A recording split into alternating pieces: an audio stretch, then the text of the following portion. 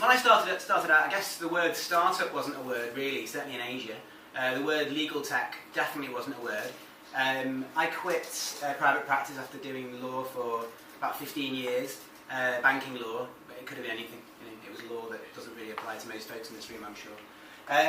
And I figured that there had to be opportunities to help other people that didn't have access to lawyers like us. Not that we were so wonderful and smart, it just seemed that, like, you know, good lawyers, I'm sure, were two a penny, but it just seemed like a good idea to try and help smaller businesses. But the reality was, law firms are not idiots, right? Law firms understand that the economics of law are kind of expensive, and that you can't just serve clients that don't want to pay bills.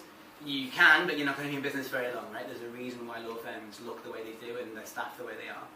Because it's kind of expensive to go to law school, it's kind of expensive to have a nice office, and it's kind of expensive to employ smart people to want to do somewhat repetitive work for a long time.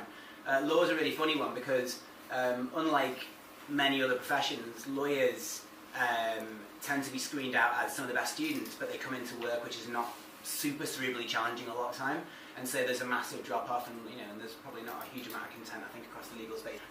So I made a kind of decision, and that decision, I guess, is the start of the actual journey. I made a decision that I was going to ask for a bunch of cash, because the only way I could see this thing working was by attempting to use technology to sort of fit the bill. There was never going to be enough cheap lawyers knocking around wanting to work with me to serve lots of small businesses. There would only be more startups, I figured. There would only be more sort of SMEs that couldn't afford big law firm fees. So we made a kind of decision that we would, I made a decision that I would go on the road and try and ask for some cash. Now, the funny thing about asking for money is that if you ask for money enough, and if you tell people you'll work hard enough, you will always get money. There's kind of a belief, I think, in very small business startups that, getting money is complicated and that getting money is difficult, and that it's almost the thing that the startup is. It's going to happen very, very quickly, right? Someone will pony up cash for you very, very fast if you've got a smart enough idea, or just, frankly, an idea. One of my early investors was sitting next to me 2 nights ago in a bar that I couldn't afford, and said, I didn't invest $3 million US in his company for the company. I invested in him, right? I mean, people will invest for you in your idea, whether it's moronic or not. Someone will think it's good.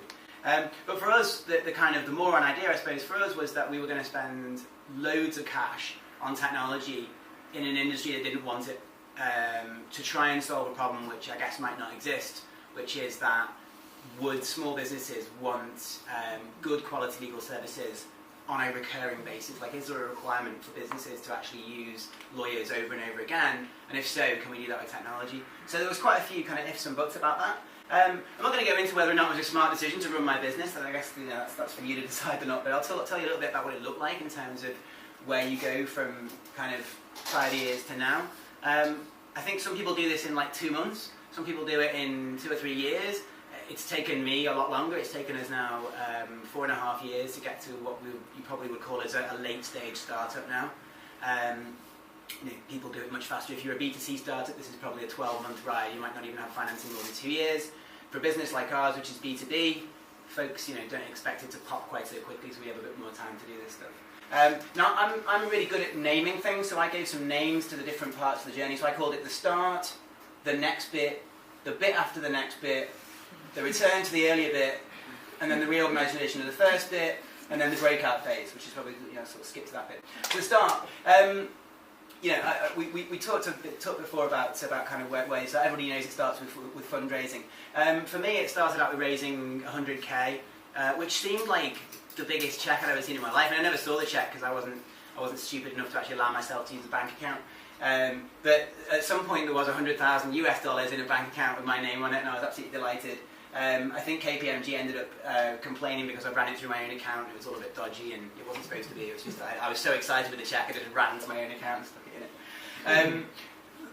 That sort of phase was together with assembling a team, launching it in a crap product. Actually, our product wasn't actually completely crap. It was more that we missed a rather important element, which is something to take away from this talk. Do sort out a meaningful way of charging for your product. So we didn't have any mechanism to actually charge for it. We forgot that.